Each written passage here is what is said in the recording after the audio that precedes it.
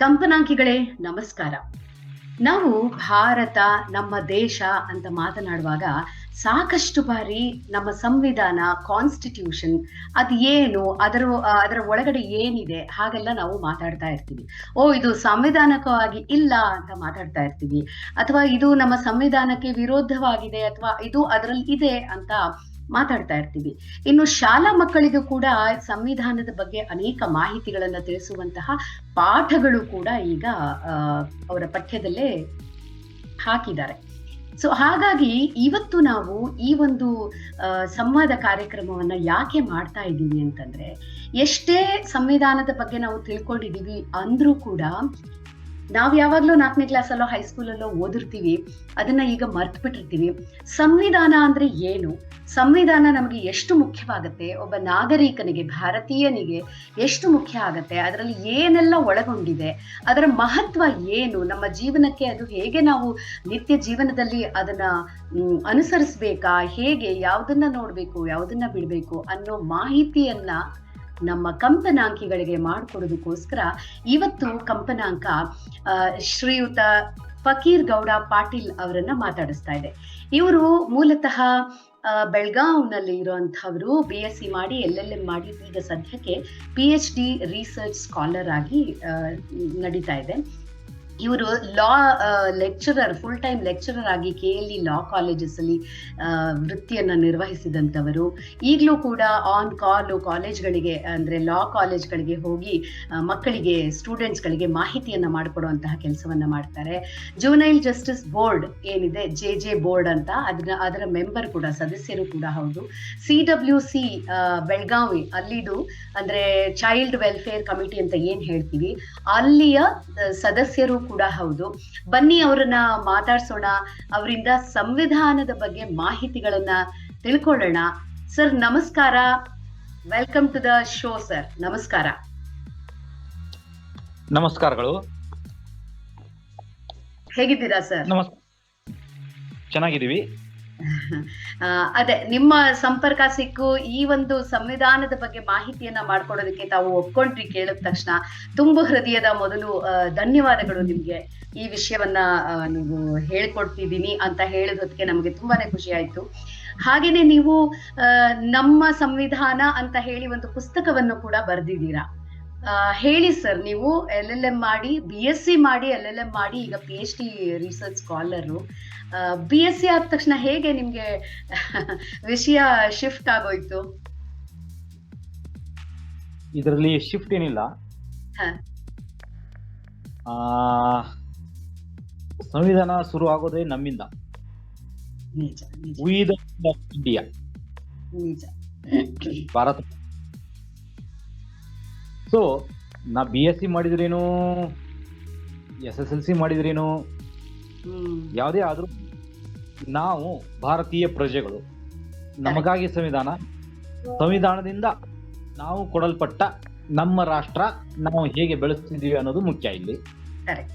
ಇಲ್ಲಿ ಡಿಗ್ರಿಗಳು, ನನ್ನ PhD ಇದ್ಯಾವುದು ಅಷ್ಟೊಂದು ಮಹತ್ವದ್ದಲ್ಲ. ನನ್ನ ರಾಷ್ಟ್ರ ನನ್ನ ಮಹತ್ವದ್ದು. ಅದಕ್ಕಾಗಿ ನಾವು ಹೇಗೆ ನಡೀತಿದ್ದೇವೆ ಅನ್ನೋದಕ್ಕೆ ಒಂದು ಕಿಂಚಿತ್ ಪ್ರಯತ್ನಕ್ಕೆ ನೀವು ನನ್ನನ್ನು ಆಹ್ವಾನಿಸೋದಕ್ಕೆ ತುಂಬಾ ಧನ್ಯವಾದಗಳು. ಸರ್ ಹೇಳಿ, ನೀವು ಒಂದು ಪುಸ್ತಕವನ್ನು ಕೂಡ ಬರೆದಿದ್ದೀರಾ, ನಮ್ಮ ಸಂವಿಧಾನ ಅಂತ ಹೇಳಿ. ಅದು ವಿದ್ಯಾರ್ಥಿಗಳಿಗಾಗಿರ್ಬಹುದು, ಮಕ್ಕಳಿಗಾಗಿರ್ಬಹುದು, ಎಲ್ಲರಿಗೂ ಅಂತನೂ ಟೈಟಲ್ ಅಲ್ಲೇ ಹಾಕಿಟ್ಟಿದ್ದೀರಾ. ಏನಿದೆ ಆ ಪುಸ್ತಕದಲ್ಲಿ, ತಾವು ಯಾವೆಲ್ಲ ವಿಚಾರವನ್ನ ಪ್ರಸ್ತಾಪ ಮಾಡಿದ್ದೀರಾ ಸರ್? ಆ ಒಂದು ಸರ್ವರಿಗೂ ಸಂವಿಧಾನ ಅನ್ನೋ ಪುಸ್ತಕ ಒಂದು ಸಣ್ಣ ಅಷ್ಟೇ. ನನಗಿಂತ ಮೊದಲು ಕಾನ್ಸ್ಟಿಟ್ಯೂಂಟ್ ಅಸೆಂಬ್ಲಿ ಡಿಬೇಟ್ಸ್ ಅಂತ ಹೇಳ್ತಾರೆ, ಬೃಹತ್ ಪುಸ್ತಕ. ಜೊತೆಗೆ ಅದು ಕಾನ್ಸ್ಟಿಟ್ಯೂಂಟ್ ಅಸೆಂಬ್ಲಿ ಫಾರ್ಮ್ ಆಗಿರೋದಕ್ಕೆ ಕ್ರಿಪ್ ಇನ್ಸ್ಟಿಟ್ಯೂಷನ್ ಅಥವಾ ಕ್ಯಾಬಿನೆಟ್ ಅವು ಎಲ್ಲ ಬಂದೋಗಿವೆ. ಅದರ ಮುಂದೆ ನನ್ನ ಪುಸ್ತಕ ಬಹಳ ಅತಿ ಚಿಕ್ಕ ಅಂತ ಹೇಳ್ಬೋದು. ಕಾರಣ ಏನಂದ್ರೆ, ಇವತ್ತಿಗೂ 75 ವರ್ಷ ಗತಿಸಿ ಸಂವಿಧಾನ ಜಾರಿಗೆ ಬಂದು ಗತಿಸಿದ್ರು ಸಹಿತ ನಾವು ನಮ್ಮ ಸಂವಿಧಾನವನ್ನ ಸಂಪೂರ್ಣವಾಗಿ ಅರ್ಥ ಮಾಡಿಕೊಳ್ಳುವಲ್ಲಿ ವಿಫಲವಾಗಿದ್ದೇವೆ. ಅದಕ್ಕೆ PUC ಹಂತದಲ್ಲಿ ಒಂದು ಪದವಿ ಹಂತದಲ್ಲಿ ಈಗ ಮಿನಿಸ್ಟ್ರಿ ಆಫ್ HRD ಅಂದ್ರೆ ಮಾನವ ಸಂಪನ್ಮೂಲ ಮಂತ್ರಾಲಯ ಇದನ್ನ ಎಲ್ಲೆಡೆಗೆ ಅಳವಡಿಸಿ ಮಾಡ್ಬೇಕಂದಾಗ ಅದರ ಒಂದು ಸಿಲೆಬಸ್ ಅಂತಾರಲ್ಲ, ಏನು ಪರಿವಿಡಿ, ಅದರ ಪ್ರಕಾರ ಆ ಒಂದು ಅಷ್ಟೇ, ಅದು ಮಹತ್ವದ್ದಲ್ಲ. ಈಗ ಮುಂದಾಗಿರ್ಬೇಕು ಅದು, ಅಥವಾ ಇವತ್ತಿನ ಒಂದು ಈ ಕಾರ್ಯಕ್ರಮಕ್ಕೆ ಏನಾಗಬೇಕು, ಏನ್ ತಿಳಿ ಹೇಳಬೇಕು ಅನ್ನೋದು ತುಂಬಾ ಮಹತ್ವದ್ದು ಅಂತ ನಾ ಹೇಳ್ತೇನೆ. ಖಂಡಿತ ಸರ್. ನಮ್ಮ ಸಂವಿಧಾನವನ್ನ ಮಕ್ಕಳು 4ನೇ ಕ್ಲಾಸು 7ನೇ ಕ್ಲಾಸ್ ಅಲ್ಲಿ ಎಲ್ಲ ಓದ್ತಾರೆ, ಸಂವಿಧಾನದ ಒಂದು ಚುಟುಕು ಪರಿಚಯವನ್ನ ಮಾಡ್ತಾರೆ. ಆದ್ರೂ ಕೂಡ ಬೆಳೀತಾ ಬೆಳೀತಾ ನಾವು ನಮ್ಮ ಸಂವಿಧಾನವನ್ನ ಅದರಲ್ಲಿ ಏನಿದೆ ಅನ್ನೋದನ್ನು ಮರೆತು ಬಿಟ್ಟು ಅದ್ರ ಬಗ್ಗೆ ಒಂದು ಸಣ್ಣ ಆಲೋಚನೆಯೂ ಇಲ್ಲದ ಹಾಗೆ ನಮ್ಮ ದಿನನಿತ್ಯ ಜೀವನದಲ್ಲಿ ನಾವು ಮುಳುಗೋಗಿರ್ತೀವಿ. What is exactly constitution? ನಮ್ಮ ಸಂವಿಧಾನದಲ್ಲಿ ಮೂಲಭೂತವಾಗಿ ಏನಿದೆ ಏನಿಲ್ಲ ಅದನ್ನ ಒಂಚೂರು ಪರಿಚಯ ಮಾಡ್ಕೊಳ್ಳಿ ಸರ್. ಸರಿ, ಸಂವಿಧಾನ ಅನ್ನೋದು ಒಂದು ಸಮ್ಯಕ್ ರಾಷ್ಟ್ರೀಯ ಜೀವನದ ಆದಿ ಅಂತ್ಯದವರೆಗಿನ ನಿತ್ಯ ನೂತನ ಜನಜನಿತ ಶಾಸನ ಅನ್ನಬಹುದು. ಇಂಗ್ಲಿಷ್ ನಲ್ಲಿ ಇದನ್ನ ಆರ್ಗಾನಿಕ್ ಲಾ ಅಂತ ಹೇಳ್ತೀವಿ. ಅಂದ್ರೇನು? ಜೀವಿತ ಶಾಸನ, ಜೀವಿತ ಕಾನೂನು. ಸೊ ಇಲ್ಲಿ ನಮ್ದು ಬರೆದಿಟ್ಟಪಟ್ಟ ಸಂವಿಧಾನ. ಅದನ್ನ ಬಿಟ್ರೆ ಕೆಲವೊಂದು ರಾಷ್ಟ್ರಗಳಲ್ಲಿ ಬರೆದು ಹಿಡಿದಿದ್ರೂ ಸಹಿತ ಸಂವಿಧಾನ ಇದೆ ಅಂತ ಹೇಳ್ತೀವಿ. ಸೊ ಇಲ್ಲಿ ನಮ್ಮ ರಾಷ್ಟ್ರೀಯ ಜೀವನ ಯಾವ ರೀತಿ ಹಿಂದಿತ್ತು, ಈಗಿದೆ, ಮುಂದೇನಾಗಬೇಕು ಅನ್ನೋದಕ್ಕೆ ಒಂದು ದಿಕ್ಸೂಚಿ ಶಾಸನ ಅಂತ ನಾವು ಹೇಳ್ಬೋದು. ಸದಾ ಜೀವಿತ ನಿತ್ಯ ನೂತನ ಶಾಸನ ಅಂತ ನಾವು ಹೇಳ್ಬೋದು. ಇದಕ್ಕೆ ಬೇಕಾದ್ರೆ ನಮ್ಮ ಸಂವಿಧಾನವನ್ನು ನಾವು ಸಂಪೂರ್ಣವಾಗಿ ಅರ್ಥ ಮಾಡ್ಕೋಬೇಕಂದ್ರೆ ಆ ಸಂವಿಧಾನ ಒಂದು ಪ್ರಸ್ತಾವನೆ, ಪೀಠಿಕೆ ಇದೆಯಲ್ಲ, ಆ ಪೀಠಿಕೆಯನ್ನ ನಾವು ಸರಿಯಾಗಿ ತಿಳ್ಕೊಂಡು ನಿತ್ಯವಾಗಿ ಅದನ್ನೇ ಪಠನೆ ಮಾಡಿದ್ರೆ ನಮಗೆ ಸಂವಿಧಾನ ಚೆನ್ನಾಗಿ ಅರ್ಥವಾಗುತ್ತೆ ಅಂತ ನಾವು ಹೇಳ್ಬೋದು. ಹೇಳಿ ಸರ್, ಆ ಪೀಠಿಕೆಯಲ್ಲಿ ನಾವು ಯಾವ್ದನ್ನ ಓದ್ಕೊಳ್ಬೇಕು, ಯಾವ್ದನ್ನ ಅರ್ಥ ಮಾಡ್ಕೊಳ್ಬೇಕು, ಏನಿದೆ ಬೇಸಿಕಲಿ ಆ ಪೀಠಿಕೆಯಲ್ಲಿ? ನೋಡಿ, ಇಲ್ಲಿ ಪೀಠಿಕೆ ಸಂವಿಧಾನ ಭಾಗವೂ ಹೌದು. ನಮ್ಮ ಸಂವಿಧಾನ ಹೇಗಿರಬೇಕು ಅಂತ ಹೇಳಿದ್ದಾರೆ. ಜೊತೆಗೆ ಆ ಪೀಠಿಕೆಯನ್ನ ಅರ್ಥ ಮಾಡ್ಕೊಂಡ್ಬಿಟ್ರೆ ಸಂಪೂರ್ಣವಾಗಿ ನಮ್ಮ ಸಂವಿಧಾನ ಹೇಗಿದೆ ಅಂತ ಅರ್ಥ ಆದಂತೆ ಸರಿ. ಇಲ್ಲಿ ನೋಡಿ, ಪೀಠಿಕೆಯಲ್ಲಿ ಆಂಗ್ಲ ಭಾಷೆಯಲ್ಲಿ ಹೇಳ್ತಾರೆ V the people of India ಅಂತ. ಕನ್ನಡದಲ್ಲಿ ಭಾರತೀಯ ಜನಗಳಾದ ನಾವು ಭಾರತವನ್ನು ಒಂದು ಸಾರ್ವಭೌಮ ಸಾಮಾಜಿಕ ಜಾತ್ಯತೀತ ಪ್ರಜಾಸತ್ತೆಯ ಗಣತಂತ್ರ ರಾಷ್ಟ್ರವನ್ನಾಗಿ ನಿರ್ಮಿಸಿ ಮತ್ತು ಈ ರಾಷ್ಟ್ರದ ಎಲ್ಲ ಪ್ರಜೆಗಳಿಗೆ ನ್ಯಾಯ ಅಂದ್ರೆ ಎಂಥ ನ್ಯಾಯ? ಸಾಮಾಜಿಕ, ಆರ್ಥಿಕ ಮತ್ತು ರಾಜಕೀಯ ನ್ಯಾಯ, ಜೊತೆಗೆ ಸ್ವಾತಂತ್ರ್ಯ. ಎಂಥ ಸ್ವಾತಂತ್ರ್ಯ? ವೈಚಾರಿಕ ಅಭಿವ್ಯಕ್ತಿ, ನಂಬುಗೆ, ದೈವ ಮತ್ತು ಪೂಜಿಸುವ ಸ್ವಾತಂತ್ರ್ಯ, ಜೊತೆಗೆ ಸಮಾನತೆ. ಎಂಥ ಸಮಾನತೆ ಅಂದ್ರೆ ಅಂತಸ್ತಿನ ಮತ್ತು ಅವಕಾಶಗಳ, ಸ್ಟೇಟಸ್ ಅಂಡ್ ಅಪಾರ್ಚುನಿಟಿ ಅಂತ ಹೇಳ್ತಾರೆ ಇದರಲ್ಲಿ. ಮತ್ತು ಆ ಎಲ್ಲ ಪ್ರಜೆಗಳಲ್ಲಿ ಭ್ರಾತೃತ್ವ, ಫ್ರಾಟರ್ನಿಟಿ ಅಂತ ಹೇಳ್ತಾರೆ ಆಂಗ್ಲದಲ್ಲಿ, ಬೆಳೆಸಿ ಆ ಒಂದು ಭ್ರಾತೃತ್ವ ಬೆಳೆಸಿ ವ್ಯಕ್ತಿ ಗಣತೆಯಲ್ಲಿ ಮತ್ತು ರಾಷ್ಟ್ರೀಯ ಏಕತೆ ಎರಡೂ ಕೂಡ.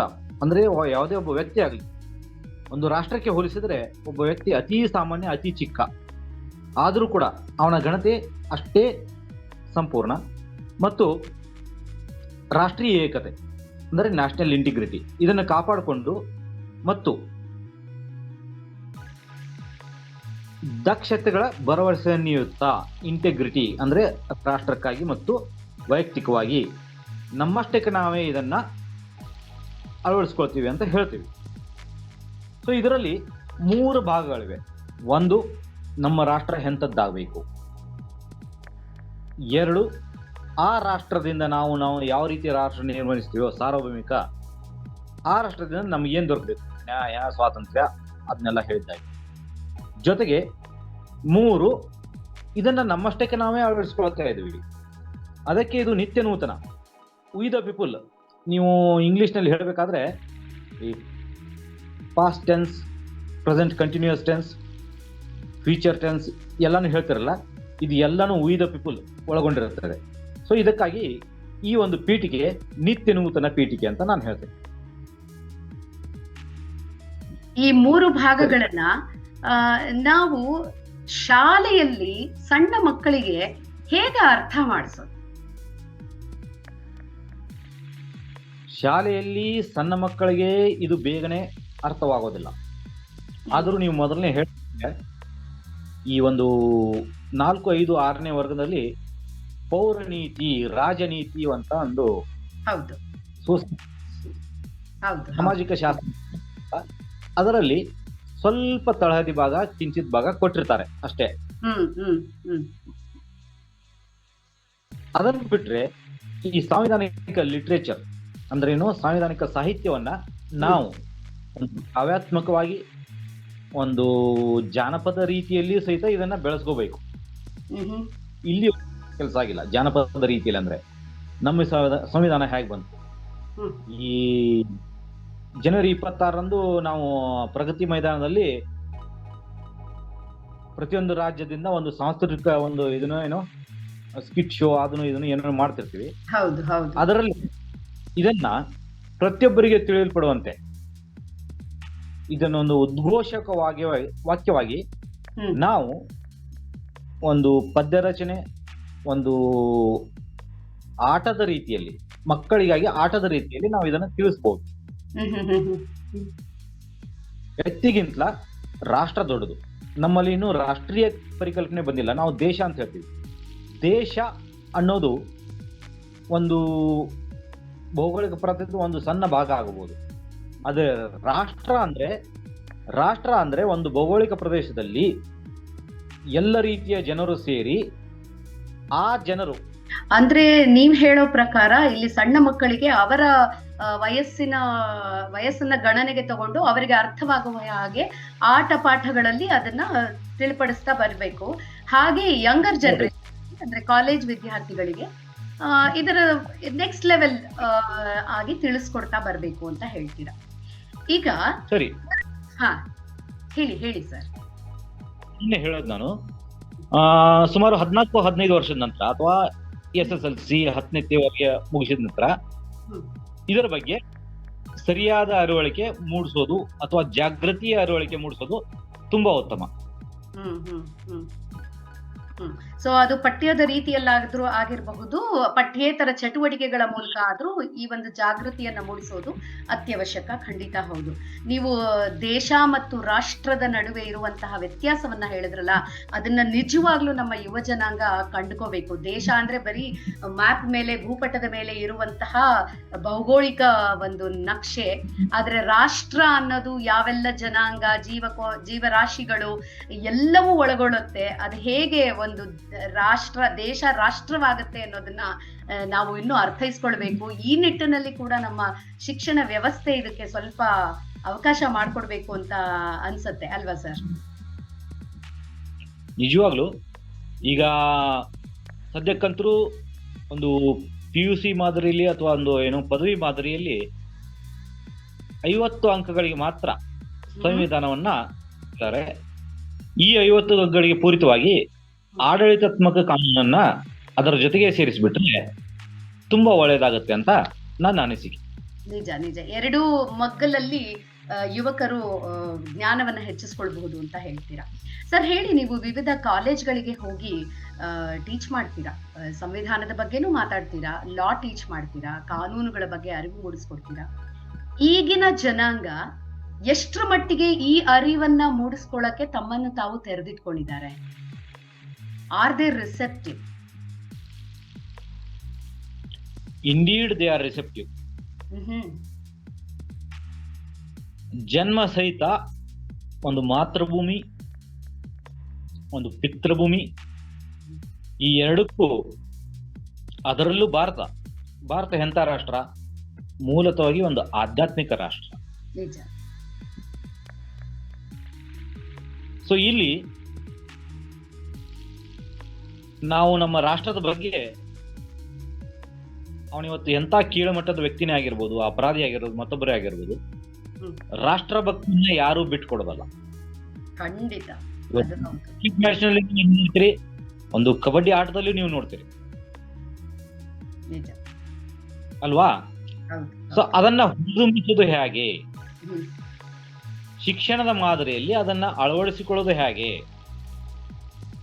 ಅಂತ ಸ್ವಲ್ಪ ಮನಃಶಾಸ್ತ್ರೀಯವಾಗಿ ವಿಚಾರಿಸಿದ್ರೆ, ರಾಷ್ಟ್ರೀಯವಾಗಿ ವಿಚಾರಿಸಿದ್ರೆ, ರಾಷ್ಟ್ರ ಮತ್ತು ರಾಷ್ಟ್ರದ ಆತ್ಮ ಏನಿದೆ ಅಂತ ಹೇಳಿದ್ರೆ, ಇವತ್ತು ಯಾರೇ ಆಗಿರ್ಲಿ, ನಮ್ಮಲ್ಲಿ ಸಮಸ್ಯೆ ಇರೋದೇನಂದ್ರೆ, ಹ್ಮ್. ನಾವು ತ್ಯಾಗ ಮಾಡ್ಲಿಕ್ಕೆ ಸಿದ್ಧ, ಆದರೆ ಆ ತ್ಯಾಗನ ಯಾರು ಯಾವ ರೀತಿ ದುರುಪಯೋಗ ಪಡಿಸ್ಕೊಳ್ತಿದ್ದಾರೆ.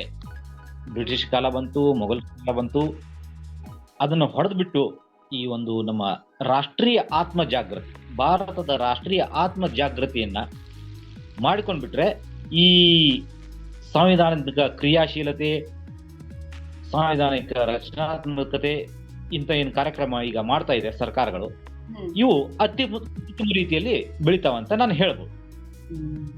Thank you sir. ಇಷ್ಟ ತನಕ ಚುಟುಕಾದ್ರೂ ಚುರುಕಾಗಿ ಸಾಂವಿಧಾನಿಕವಾಗಿ ಏನೇನು ಮಹತ್ತನ್ನ ಪಡ್ಕೊಳ್ಳುತ್ತೆ, ಹೇಗೆ ಅದನ್ನ ಮಕ್ಕಳಿಗಾಗ್ಲಿ, ಯುವ ಜನಾಂಗಕ್ಕಾಗ್ಲಿ ಅಥವಾ ಸಾರ್ವಜನಿಕರಿಗಾಗಿ ಆಗ್ಲಿ ತಿಳಿಸಬಹುದು ಅದರ ಮಹತ್ವವನ್ನ ಅಂತ ಅರಿವು ಮೂಡಿಸ್ಕೊಟ್ರಿ. ಧನ್ಯವಾದಗಳು. ಇಷ್ಟ ತನಕ ನೀವು ಕಂಪನಾಂಕ ರೇಡಿಯೋ ಜೊತೆ ಇದ್ದಿದ್ದು. ಕೊನೆಯದಾಗಿ ಈ ಕಾರ್ಯಕ್ರಮದ ಕೊನೆಯಲ್ಲಿ ಏನಾದ್ರೂ ಒಂದು ಮಾತು ಹೇಳಬೇಕು ಸಾರ್ವಜನಿಕರಿಗೆ ಅಂದ್ರೆ ಏನ್ ಹೇಳ್ತೀರಾ ಸರ್? ಎಲ್ಲ ಮತ ಪಂಥಗಳನ್ನು ಹೊರತುಪಡಿಸಿ ಸಂವಿಧಾನವೇ ನಮ್ಮ ರಾಷ್ಟ್ರೀಯ ಧರ್ಮ ಅಂತ ಅಳವಡಿಸಿಕೊಂಡು ಅದನ್ನೇ ಉಸಿರಾಟ, ಅದನ್ನೇ ಆಹಾರ, ಅದನ್ನೇ ಜೀವ ಅಂತ ತಿಳ್ಬಿಟ್ರೆ, ನಾವು ನಮ್ಮ ಒಂದು ಆ ಸಾಂವಿಧಾನಿಕ ಸಂಸ್ಥಾಪಕರ ಪಿತೃಗಳಿಗೆ, ಕಾನ್ಸ್ಟಿಟ್ಯೂಷನ್, ಇವತ್ತು ಅಂಬೇಡ್ಕರ್ ಆಗಿರ್ಬೋದು, ಟಿ.ಬಿ. ಸಪ್ರು ಆಗಿರ್ಬೋದು, ಅಥವಾ ನಮ್ಮ ಬೆಣಗಲ್ ನರಸಿಂಹರಾಯ ಆಗಿರ್ಬೋದು, ನಮ್ಮ ಮಹಾತ್ಮ ಗಾಂಧೀಜಿ ಆಗಿರ್ಬೋದು, ಅವರ ಒಂದು ಆತ್ಮಕ್ಕೆ ನಾವು ತೃಪ್ತಿ ಕೊಟ್ಟಂತಾಗುತ್ತೆ ಅಂತ ಹೇಳ್ಬಿಟ್ಟು ಸಂವಿಧಾನವನ್ನ ನಿಮ್ಮ ಮನಸ್ಸು, ಆತ್ಮ, ಜೀವನ, ರಕ್ತ ನಾಡಿಗಳಲ್ಲಿ, ಕಣಕಣಗಳಲ್ಲಿ ಅಳವಡಿಸಿಕೊಳ್ಳುವಂತ ಹೇಳಿ ಈ ನನ್ನ ಮಾತು ಅಥವಾ ನನ್ನ ಒಂದು ಸಲಹೆಗಳನ್ನ ನೀಡ್ತೀನಿ ಅಂತ ಹೇಳ್ತೀನಿ. ನಿಜ, ಅದ್ಭುತವಾಗಿ ನಿಮ್ಮ ಈ ಕೊನೆಯಲ್ಲಿ ನೀವು ಕೊಟ್ರಲ್ಲ ಸಂದೇಶ, ಅದು ನಿಜವಾಗ್ಲೂ ಆಗ್ಬೇಕಾಗಿತ್ತು. ನಮ್ಮಲ್ಲಿ ಸಂವಿಧಾನವೇ ದೇವರು ಅನ್ನೋ ಭಾವನೆ ಮೂಡಿಸ್ಕೊಂಡು ರಾಷ್ಟ್ರಭಕ್ತಿ ಇದ್ದೇ ಇದೆ. ಅದೇ ಇನ್ನೊಂದು ಮಗ್ಗುಲಲ್ಲಿ ನಾವು ಸಂವಿಧಾನವೇ ನಮ್ಮ ರಾಷ್ಟ್ರ ದೇವಿ ಅಂತಾನೆ ಹೇಳ್ಬೋದು, ದೇವತೆ, ದೇವರು ಏನಾದ್ರು ತಿಳ್ಕೊಳ್ಳಿ, ಅಷ್ಟು ಮರ್ಯಾದೆಯನ್ನ ಕೊಟ್ಟು ಅದನ್ನ ಅರ್ಥೈಸ್ಕೊಂಡು ಅಳವಡಿಸ್ಕೊಂಡ್ಬಿಟ್ರೆ ಆ ಒಂದು ಭೌಗೋಳಿಕ ಪ್ರದೇಶವನ್ನ ಯಾವ ರೀತಿ ನಿರ್ಮಿಸುತ್ತಾರೋ ಅನ್ನೋದು ಒಂದು ರಾಷ್ಟ್ರವಾಗುತ್ತೆ ಹೊರತು, ರಾಷ್ಟ್ರ ಮತ್ತು ದೇಶಕ್ಕೂ ನಾವು ಒಂದು ಸ್ವಲ್ಪ ವ್ಯತ್ಯಸ್ತವಾಗಿ ನೋಡೋದನ್ನ ಕಲಿಬೇಕು. ಅದು ಚಿಕ್ಕಂದಿನಲ್ಲೇ ಆಗಬೇಕು. ಮುಖ್ಯವಾಗಿ ಯುವಕರಲ್ಲೂ ಸಹ. ಯುವಕರಿಗೆ ಇತ್ತೀಚೆಗೆ ಒಂದು ಉದಾಹರಣೆ ಏನು ಅಂದ್ರೆ, ಫ್ರಾನ್ಸ್ ಮತ್ತು ಜರ್ಮನಿ ಇತ್ತೀತರ ರಾಷ್ಟ್ರಗಳಲ್ಲಿ ಸಂವಿಧಾನಾತ್ಮಕ ಕಾನೂನನ್ನ ಮತ್ತು ಆಡಳಿತಾತ್ಮಕ ಕಾನೂನು, ನೀವು ಖಾಸಗಿ ಕೆಲಸ ಮಾಡ್ರಿ ಅಥವಾ ಪ್ರೈವೇಟ್ ಕಂಪ್ನಿ ಜಾಬ್ ಮಾಡ್ರಿ ಅಥವಾ ಸರ್ಕಾರಿ ಕೆಲಸ ಮಾಡ್ರಿ, ಎರಡು ಮುಖ್ಯ ಪರೀಕ್ಷೆಗಳನ್ನ ನೀವು ಬರೀಲೇಬೇಕು, ತಿಳ್ಕೊಳ್ಳೇಬೇಕು. ಒಂದು ಆಡಳಿತಾತ್ಮಕ ಕಾನೂನು, ಒಂದು ಸಾಂವಿಧಾನಿಕ ಕಾನೂನನ್ನ. ಈ ಎರಡನ್ನೂ ನೀವು ತಿಳ್ಕೊಂಡು ಇಲ್ಲಿಯೂ ಅಳವಡಿಸಿದ್ದಾದ್ರೆ ತುಂಬಾ ಒಳ್ಳೆಯದಾಗುತ್ತೆ ಅಂತ ನಾ ಹೇಳ್ತೀನಿ. ಶಂಕರಾನಂದರು ಹೇಳುವಂತೆ, ಆದಿಶಂಕರರು ಹೇಳುವಂತೆ, ಆತ್ಮ ಜೀವ, ಅದ್ವೈತ ಸಿದ್ಧಾಂತದ ಪ್ರಕಾರ ಸಂವಿಧಾನವೇ ಆತ್ಮ, ನಾವೇ ಜೀವ, ನಾವೇ ಜೀವ, ಸಂವಿಧಾನವೇ ಆತ್ಮ, ಜೀವ ಶಿವ ಎರಡೂ ಒಂದೇ, ಸಂವಿಧಾನವೂ ಒಂದೇ, ಭಾರತವೂ ಒಂದೇ ಅಂತ ತಿಳ್ಕೊಂಡ್ಬಿಟ್ಟು ನಡೆದ್ರೆ ಸಾಕು ಅಂತ ನಾನು ನಿಜ. ಅದ್ಭುತವಾಗಿ ಒಂದು ಅದ್ವೈತ ಸಿದ್ಧಾಂತಕ್ಕೂನುವೆ, ನಮ್ಮ ಸಂವಿಧಾನಿಕವಾದ ಸಿದ್ಧಾಂತಕ್ಕೂ ತುಂಬಾ ಚೆನ್ನಾಗಿ ಜೋಡಣೆಯನ್ನ ಕೊಟ್ರಿ. ತುಂಬ ಹೃದಯದ ಧನ್ಯವಾದಗಳು sir. Thank you so much. ನಿಮ್ಮ ಈ ಕೆಲಸ ಎಲ್ಲದರಲ್ಲೂ ತುಂಬಾ ಚೆನ್ನಾಗಿ ಏಳಿಗೆಯನ್ನ ಕಾಣಲಿ. ನಿಮ್ಮನ್ನ ನ್ಯಾಯ ಅರಸಿ ಬರುವಂತಹ ಜನರಿಗೆ ನಿಮ್ಮಿಂದ ನ್ಯಾಯ ಸಿಗಲಿ ಅಂತ ಹಾರೈಸ್ತೀನಿ. Thank you so much sir. ನಮಸ್ಕಾರ. ಧನ್ಯವಾದಗಳು.